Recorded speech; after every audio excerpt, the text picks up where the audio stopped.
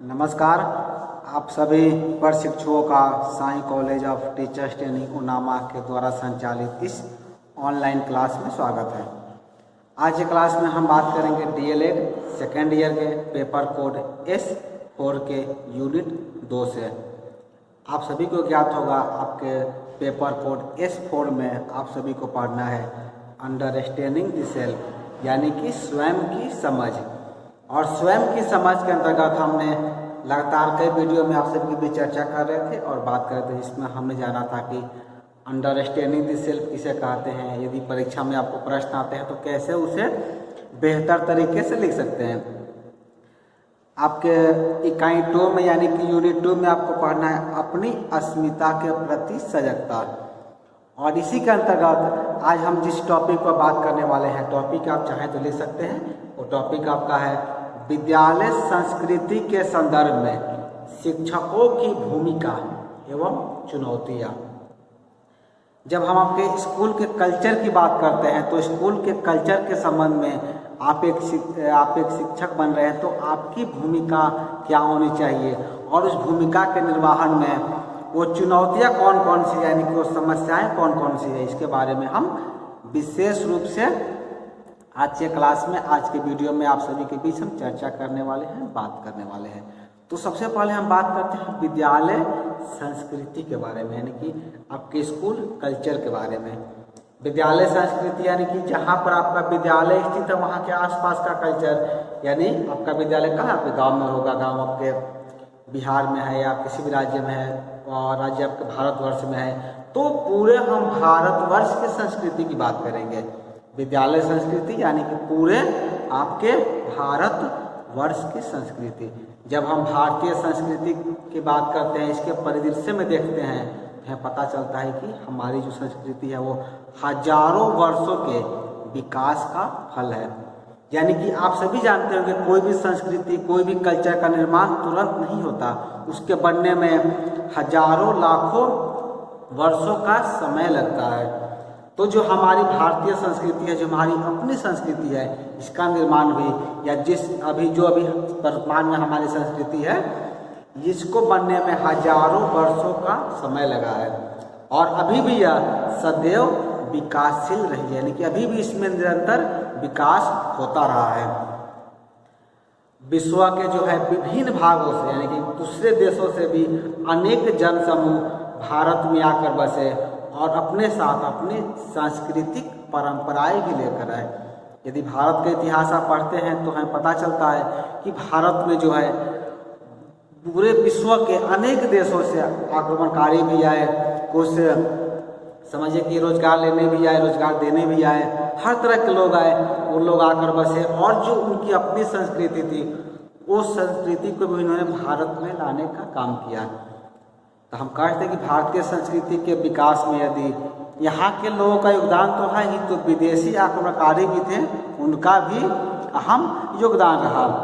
बहुत लोग शायद मेरी बातों से सहमत नहीं होंगे, क्योंकि आक्रमणकारी जो आए थे वो भारत को नुकसान पहुंचाने आए थे। अधिकतर हम इतिहास की किताबों में ही पढ़ते हैं, लेकिन मेरा मानना है कि उन्होंने तो खैर जो भी काम किया, लेकिन उसके साथ साथ वो अपनी कुछ संस्कृति भी, कुछ अपने कल्चर भी लेकर आए, जिसका योगदान भारत में हमें आज भी दिखाई देता है।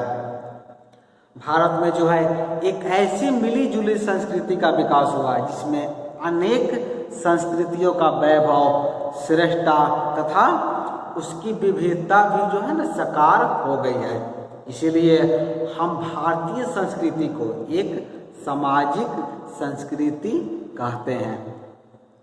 इंडियन कल्चर को आप क्या कह सकते हैं? इंडियन कल्चर को कहेंगे एक सामाजिक संस्कृति है। वास्तव में जो है संस्कृति का अमूर्त संकल्पना जो है, जिसका अमृत रूप मनुष्य के आचार विचार, रीति रिवाजों, परंपराओं, वेशभूषा एवं रहन सहन में मृत्यमान होता है। वैश्विक हम यदि संस्कृति की बात करें, कल्चर की बात करें, तो कहाँ होता है वो? आपके बोलचाल में, आपके रहन सहन में, आपके वेशभूषा में, आपके रीति रिवाज में, इन सभी से हमारी संस्कृति झलकती है।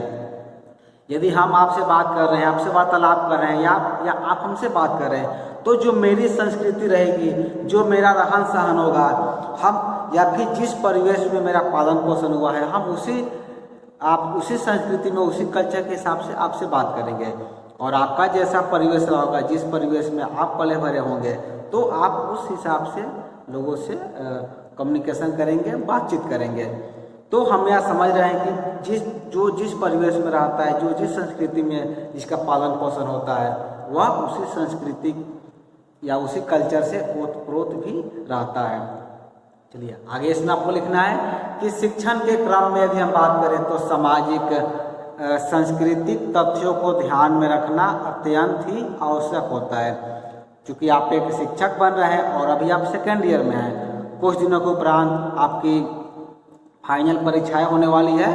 डेट तो अभी नहीं आया है, लेकिन बहुत जल्द इसकी सूचना भी आप सभी को हो जाएगी। आप अपनी तैयारी जारी रखें। तो जैसा आपका एग्ज़ाम होगा, तो एग्ज़ाम आप क्वालिफाई करने के बाद आप शिक्षक बनने के एप्लीकेबल हो जाएंगे, यानी कि तैयार हो जाएंगे।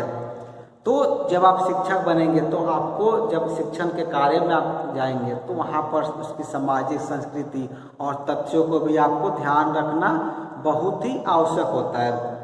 मान लीजिए कि आप बिहार में हैं, लेकिन आपको शिक्षण कार्य करने के लिए बिहार के किसी सुदूर गांव में जाना पड़ रहा है, या फिर किसी और राज्य में भी जाना पड़ सकता है जहां का संस्कृति वहां का अलग है, आपका संस्कृति अलग है, वहां का भाषा अलग है। लेकिन आप जब शिक्षण काम करेंगे, तो आपको सब चीज़ों पर विशेष ध्यान रखना होगा। इसके संदर्भ में जो है आपकी भूमिका और चुनौती भी महत्वपूर्ण रहती है। यानी कि जिस भाषा को आप नहीं जानते हैं, उस भाषा के बच्चे को आपको पढ़ाना है, तो वहाँ पर आपके समक्ष चुनौतियाँ भी होगी, और इसमें आपकी भूमिका भी देखा जाएगा कि आप अपनी भूमिका का निर्वहन किस प्रकार से कर रहे हैं। आज के समय में जो है शिक्षकों की भूमिका में भी हमें काफ़ी बदलाव देखने को मिलते हैं। यानी कि जब आप शिक्षकों की भूमिका की हम बात करते हैं, उसके रोल की बात करते हैं, तो आपको तो अपने भूमिका में बदलाव लाना ही है। साथ ही साथ पूरे शिक्षक समाज में भी एक आज के समय में एक बहुत ही बड़ा बदलाव देखने को हमें प्राप्त होता है। पहले जहाँ शिक्षक को ज्ञान दाता माना जाता था, यानी पहले हम क्या मानते थे, पहले एक शिक्षक को माना जाता था कि ज्ञान देंगे, यानी कि नॉलेज मुझे प्रोवाइड करेंगे। लेकिन आज इसकी भूमिका सुगम कर्ता की हो गई है। यानी कि यह माना जा रहा है कि शिक्षक किसी को सिखा तो नहीं सकते, बल्कि वे वैसी परिस्थितियों के सृजन करता होते हैं जिसमें बच्चा विभिन्न गतिविधियों में भाग लेकर अपने ज्ञान का सृजन कर सकता है। यानी कि ये यदि आप वीडियो देख रहे हैं या फिर आप क्लास में जब बच्चे को पढ़ाने जाएंगे, तो उसे आप क्या करेंगे, उसे सीखने के लिए ऐसी गतिविधियों का निर्माण करेंगे, ऐसी परिस्थिति का निर्माण करेंगे ताकि बच्चा उसमें भाग लेकर बेहतर तरीके से ज्ञान का सृजन कर सके। शिक्षा व्यवस्था के अंतर्गत आज के समय जो आपकी शिक्षा है, वो शिक्षा शिक्षक केंद्रित न होकर बाल केंद्रित हो गई है। इसके बारे में मैंने वीडियो अपलोड कर दिया था कि शिक्षक जो है, शिक्षा कितने प्रकार की होती है, जिसमें मैंने विशेष रूप से चर्चा किया था शिक्षक केंद्रित और बालक केंद्रित। शिक्षक केंद्रित यानी कि वैसी शिक्षण प्रणाली जो टीचर पर बेस्ड होती है, यानी कि शिक्षक इसमें सर्वोपरि होते हैं, जैसा कि पहले चलता था। यदि आप मेरी बात करेंगे, जब हम पढ़ते थे उस समय हमारी शिक्षा प्रणाली तो जो वो शिक्षक पर बेस्ड, यानी कि शिक्षक आते थे, बोर्ड पर जो पढ़ा दिए, किताब से जो पढ़ा दिए और चले जाते थे। हम कितना समझे, कितना हम जाने, वो मेरी एबिलिटी पर निर्भर करता था कि हम उन चीज़ों को कितना सीख पा रहे हैं। लेकिन आज के समय में क्या हो गया, आज के समय में जो है शिक्षा जो है बालक केंद्रित हो गई, यानी कि स्टूडेंट बेस्ड हो गई है। हम बालकों पर विशेष ध्यान देते हैं, प्रत्येक बालक को देखा जाता है। यदि आपके क्लास में 40 या 50 बच्चे हैं, तो एक शिक्षक की जिम्मेदारी बनती है कि वो सभी बालकों पर विशेष रूप से ध्यान दे, ऐसे टीचिंग मेथड का प्रयोग करें ताकि प्रत्येक बच्चे इससे लाभान्वित हो सके, प्रत्येक छात्र इससे ज्ञान प्राप्त कर सके, कोई भी छात्र जो है अधूरा न रहे। आज के समय जो शिक्षा प्रणाली हमारे समक्ष मौजूद है, उसमें बच्चों से ज़्यादा सोचने, समझने, बोलने एवं एक्टिविटी करने का उन्हें विशेष अवसर प्रदान किया जा रहा है। यानी कि अभी का जो शिक्षा प्रणाली है उसमें आप ये कह सकते हैं कि बच्चों को ज़्यादा से ज़्यादा पार्टिसिपेट किया जाता है, यानी उन्हें पढ़ाई में इन्वॉल्व किया जाता है। प्रत्येक बच्चे को मौका दिया जाता है कि वो ज़्यादा क्लासरूम में बोले, बात करे, एक्टिविटी करे, ताकि वो बेहतर तरीके से सब चीज़ों के बारे में सीख सके, ज्ञान प्राप्त कर सके। इसमें जो है शिक्षकों की भूमिका में भी बहुत बड़ा बदलाव आया है। जो एक शिक्षकों की, जो एक टीचर की भूमिका थी, शिक्षक की भूमिका थी, उसमें भी हमें वर्तमान समय में बहुत बदलाव देखने को मिलता है। जो परीक्षा प्रणाली थी, जो एग्जामिनेशन सिस्टम था, उसका स्थान अब जो है सतत एवं व्यापक मूल्यांकन ने ले लिया है। इसे शॉर्ट में आप CCE के नाम से जानते हैं, आप इसको याद कर लेंगे। CCE इसका फुल फॉर्म होता है continuous and comprehensive evaluation. Hindi में इसे कहते हैं सतत एवं व्यापक मूल्यांकन। कई बार आपको परीक्षा में जो है CCE का फुल फॉर्म पूछ दिया जाता है, तो इसे आप नोट आउट भी कर लेंगे, कंटिन्यूअस एंड कॉम्प्रिहेंसिव इवैल्यूएशन। तो इसका क्या हुआ है, अभी जो परीक्षा का स्थान था वो स्थान अब सतत एवं व्यापक मूल्यांकन यानी कि कंटिन्यूअस एंड कॉम्प्रिहेंसिव इवैल्यूएशन ने ले लिया है। इसके उपरांत आपको लिखना है इसमें कि परीक्षा तथा सतत व्यापक मूल्यांकन को शिक्षण प्रक्रिया का एक अभिन्न अंग मानकर उसके अनुसार अपने मानस के निर्माण के लिए शिक्षकों की भूमिका में भी काफ़ी बदलाव हमें देखने को प्राप्त होता है। आज का युग जो है ज्ञान के विस्फोट का युग है। ज्ञान के विस्फोट का अर्थ यह हुआ कि चारों तरफ ज्ञान फैला हुआ है। यानी कि आप आज का जो आपका समय यानी कि जो ICT का समय है, ICT यानी कि इंफॉर्मेशन एंड कम्युनिकेशन टेक्नोलॉजी, आप सभी को याद होगा जब आप फर्स्ट ईयर में थे तो एक पेपर बोर्ड था F12 में आपको पेपर ही था ICT। तो ICT में आपने पढ़ा होगा, मैंने इस पर विशेष चर्चा किया था कि आज का समय क्या है, ज्ञान के विस्फोट का युग है। यानी कि चारों तरफ ज्ञान फैला हुआ, जहाँ से चाहे वहाँ से आप आसानी से ज्ञान प्राप्त कर सकते हैं।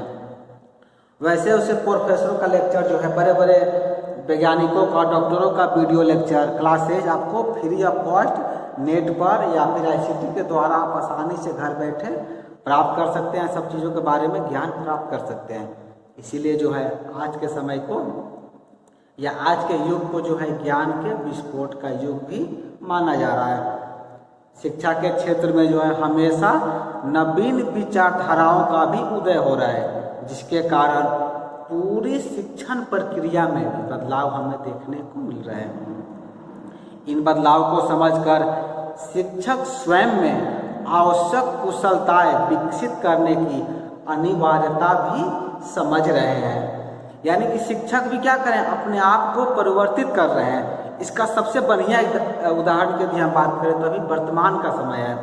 वर्तमान में जो कोरोना जैसी वैश्विक महामारी हम सभी के बीच उपस्थित है, तो इसमें क्या करें, प्रत्येक शिक्षक जो है ICT से जुड़ रहे हैं, यानी कि इंफॉर्मेशन एंड कम्युनिकेशन टेक्नोलॉजी से जुड़ रहे हैं। सारी क्लासेज आपको ऑनलाइन प्रोवाइड की जा रही है, आपको ऑनलाइन पढ़ाया जा रहा है। आप सब भी घर बैठे ICT के द्वारा ज्ञान प्राप्त कर रहे हैं। तो क्या हो रहा है, हर एक में बदलाव हमें देखने को मिल रहा है। हम सभी तो अपने आप में बदलाव तो किया ही, साथ ही साथ आपके जीवन में भी, आपके लाइफ में भी बदलाव आया है। यानी पहले जहाँ मोबाइल का प्रयोग करना है, इंटरनेट का प्रयोग करना है, समय की बर्बादी माना जाता था, उससे आज समय की सदुपयोगिता भी माना जा रहा है, ताकि हम उससे ज्ञान प्राप्त कर रहे हैं, हम अपने आप में बदलाव कर रहे हैं। और ये बदलाव जरूरी भी है, क्योंकि कहा भी जाता है कि जो समय के साथ अपने आप को नहीं बदलता, समय उसको भी पीछे छोड़ देता है। तो आपको क्या करना है, समय के साथ अपने आप में बदलाव लाना है। यदि आप समय के साथ नहीं बदलते हैं तो आप पीछे रह जाएंगे, दुनिया आपसे आगे चली जाएगी। तो आप एक शिक्षक बनेंगे तो शिक्षक को ये और बहुत जरूरी हो जाता है कि जैसे जैसे नए नए टेक्नोलॉजी आ रही है, नई नई तकनीकें आ रही है, उन तकनीकों को आप आत्मसात करें, उनसे आप सीखें। क्योंकि एक शिक्षक का कार्य होता है प्रत्येक दिन सीखना। हम प्रत्येक दिन जब आप क्लास आते थे तो आप सभी से सीखते थे। अभी आप क्लास नहीं आ रहे हैं फिर भी ऑनलाइन सीख रहे हैं। ऑनलाइन आपको क्लासेस दे करके, आपके होमवर्क चेक करके, आपके असाइनमेंट कॉपी को पढ़ करके बहुत कुछ सीखने को भी मुझे मिलता है। यदि आज के वीडियो की बात कीजिएगा तो आप ही में से एक प्रशिक्षु हैं जिन्होंने इस प्रश्न का बहुत ही सटीक आंसर लिखा था, और आज का जो वीडियो हम बना रहे हैं उन्हीं के रेफरेंस से लेकर के हम इस वीडियो का निर्माण कर रहे हैं। वो प्रशिक्षु आप ही लोग के बीच के हैं, सेकेंड ईयर के हैं। उन्होंने बेहतर ढंग से अपना असाइनमेंट तैयार किया था।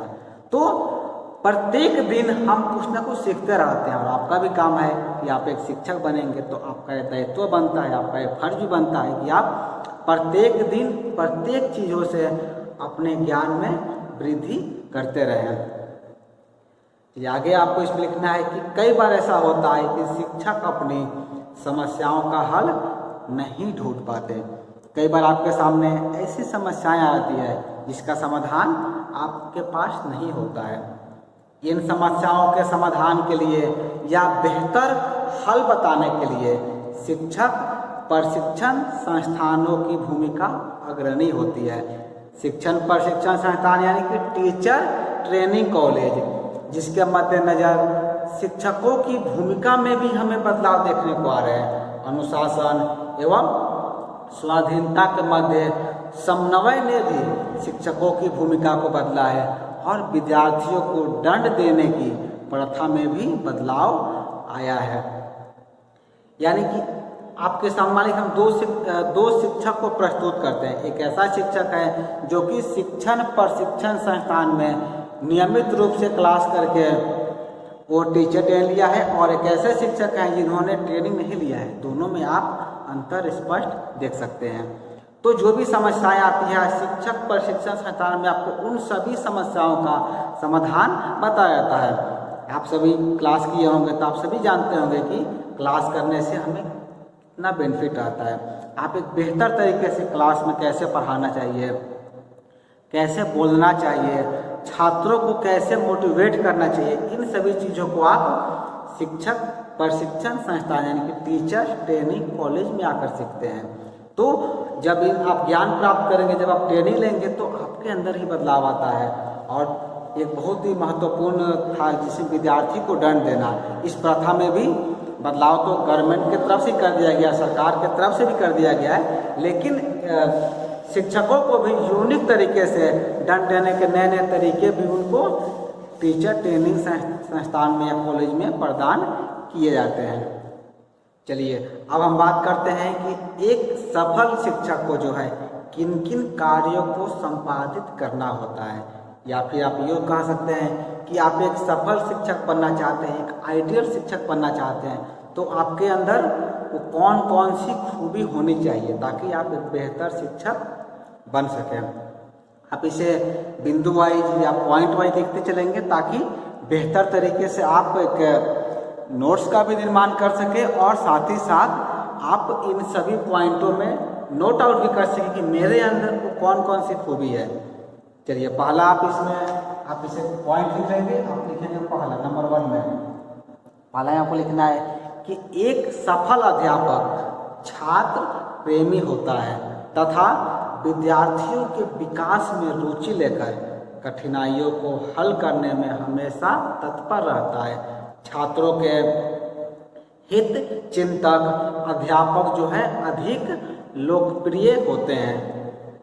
यानी पहला बिंदु में हमने क्या समझा, हमने जाना कि एक सफल अध्यापक को कैसा होना चाहिए, छात्र प्रेमी होना चाहिए, छात्र में उसे प्रेम होना चाहिए, विद्यार्थियों के विकास में हमेशा रुचि लेकर के उसे हमेशा इंटरेस्ट करना चाहिए अपने विद्यार्थियों के विकास में, उनकी कठिनाइयों को हल करने में वे हमेशा तैयार रहे, और छात्रों के हित चिंतक अध्यापक जो होते हैं वो ज़्यादा पॉपुलर होते हैं, वो ज़्यादा लोकप्रिय होते हैं। फिर इसके बाद आप लिखेंगे सेकेंड बिंदु में, दूसरे बिंदु में आपको लिखना है कि अध्यापक शारीरिक एवं मानसिक रूप से स्वस्थ तथा चरित्रवान होना चाहिए, उसमें नेतृत्व प्रदान करने की क्षमता भी होनी चाहिए, यानी कि लीडरशिप क्वालिटी भी उनके अंदर होनी चाहिए। एक शिक्षक का जो है शारीरिक और मानसिक दोनों रूप से आपको स्वस्थ रहना है। आदमी देखिए दो तरह स्वस्थ रहता है, एक शारीरिक रूप से स्वस्थ रहता है और एक मानसिक रूप से भी स्वस्थ रहता है। आप शिक्षक बन रहे हैं, आप एक आइडियल टीचर बन रहे हैं, तो आपको दोनों रूप से स्वस्थ तथा चरित्रवान रहना है। आपके अंदर लीडरशिप क्वालिटी भी होनी चाहिए। चलिए इसके बाद आपको तीसरे बिंदु में आपको लिखना है, थर्ड में आप लिखेंगे अध्यापक का व्यक्तित्व प्रभावशाली होना चाहिए, अर्थात वह अपने संपर्क में आने वाले छात्रों एवं अन्य व्यक्तियों का आदर और स्नेह प्राप्त कर सकने में सक्षम हो। यानी आपका व्यक्तित्व कैसा होना चाहिए? प्रभावशाली होना चाहिए। जो भी आपके संपर्क में आए, कोई भी छात्र यदि आपके पास आता है तो उससे लगे कि हाँ, हम एक बेहतर शिक्षक के पास गए हैं, हमें कुछ सीखने को मिला है।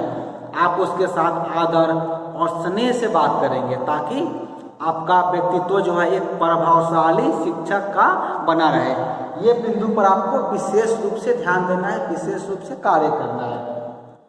चलिए इसके बाद आप बात करते हैं चौथे बिंदु में। चौथा में आपको लिखना है कि अध्यापक का समाज के प्रति स्वस्थ दृष्टिकोण होना चाहिए। समाज के कार्यक्रमों में अध्यापक को समुचित सहयोग भी प्रदान करना चाहिए।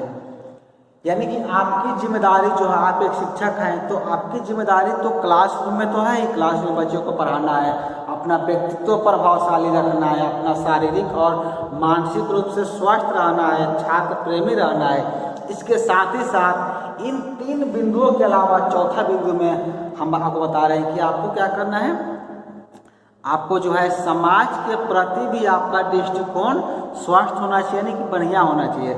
समाज में, सोसाइटी में जो भी कार्यक्रम होते हैं उनमें भी आप उचित रूप से सहयोग करें, उसमें पार्टिसिपेट करें, तभी आप एक बेहतर शिक्षक बन सकते हैं।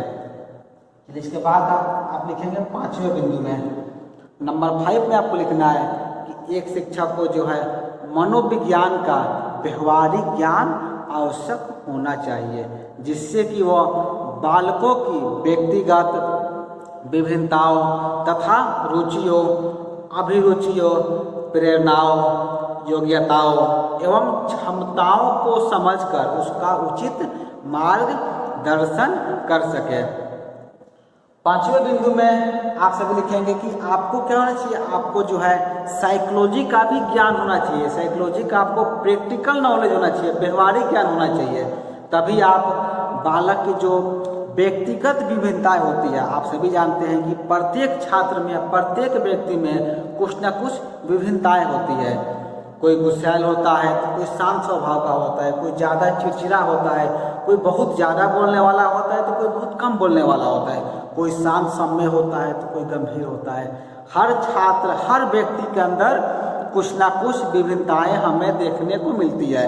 तो आपको क्या करना है, आपको एक मनोविज्ञान का व्यवहारिक ज्ञान आपके अंदर होना चाहिए, ताकि प्रत्येक व्यक्ति में, प्रत्येक छात्रों में जो व्यक्तिगत विभिन्नताएं हैं उसको आप बेहतर तरीके से समझ सकें और समझने के साथ ही साथ उसका उचित मार्गदर्शन भी कर सकें, उसे उचित गाइड भी आप दे सकें।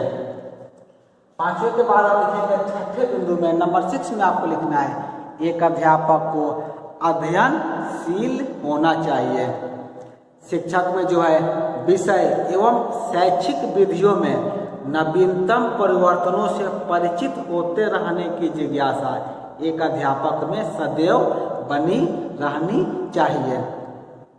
यानी कि आप एक शिक्षक बन रहे हैं तो आपको हमेशा अध्ययनशील रहना है। आपको अपनी पढ़ाई कभी नहीं बंद करनी है, आपको हमेशा पढ़ते रहना है, आपको नई नई चीज़ों का ज्ञान प्राप्त करते रहना है। जो भी शैक्षिक गतिविधियाँ हो रही है, उसकी जितनी भी नई नई जानकारियाँ आ रही है, उन सभी जानकारियाँ आपके अंदर होनी चाहिए। यानी इसे हम एक लाइन में कह सकते हैं कि एक अध्यापक को जिज्ञासु प्रवृत्ति का होना चाहिए। यानी जिज्ञासु में सीखने की प्रवृत्ति, आपको कोई भी चीज़ मिले तो उसे तुरंत हमें सीखना है। ये प्रवृत्ति जब आपके अंदर विकसित हो जाएगी, जब आप एक जिज्ञासु बन जाएंगे, तब आप एक बेहतर शिक्षक बन सकते हैं। तो ये प्रवृत्ति आपके अंदर होनी चाहिए कि हमें एक जिज्ञासु बनकर आना है, हमें प्रत्येक चीज़ सीखना है। चलिए इसके बाद आप लिखेंगे 7वें बिंदु में नंबर 7 में आपको लिखना है कि अध्यापक को अपने विषय पर पूर्ण अधिकार होना चाहिए, अर्थात उसके ज्ञान का स्तर इतना हो कि उसे पुस्तक अथवा नोट्स का दास ना बनना पड़े। शिक्षक को जो है अपने विषय में पूर्ण स्वामित्व होना चाहिए। स्वामित्व को अंग्रेजी में कहते हैं ऑनरशिप। ऑनरशिप आप सभी जानते होंगे, मालिकाना हक इसे कह सकते हैं ऑनरशिप। आप कोई गाड़ी खरीदते होंगे तो आपको एक ऑनरशिप का पेपर बनाने को कहा जाता है। ऑनरशिप यानी कि उस पर आपका पूर्ण अधिकार है। उसी तरह कहा जा रहा है कि आपको क्या होना चाहिए, ऑनरशिप होना चाहिए। कैसा, किसका होना चाहिए, आपको अपने विषय का, यानी कि जिस विषय को आप पढ़ा रहे हैं, जो आपका विषय है, आप साइंस पढ़ा रहे हो, सोशल साइंस पढ़ा रहे हो, मैथ, इंग्लिश, हिंदी, संस्कृत, कला, कोई भी विषय आप पढ़ा रहे हो, तो आपको क्या करना है, आपको अपने विषय पर पूर्ण स्वामित्व आपको होना है, कि आपको ऑनरशिप होना है। आपको पढ़ाते समय पुस्तक अथवा नोट्स का दास नहीं बनना है। दास का अर्थ यह हुआ यानी कि नौकर होना है, यानी कि यदि हमें क्लास लेना है तो बिना नोट्स के, बिना किताब के यदि हम नहीं पढ़ा सकते हैं, तो इसका अर्थ यह हुआ कि हम एक बेहतर शिक्षक नहीं हैं।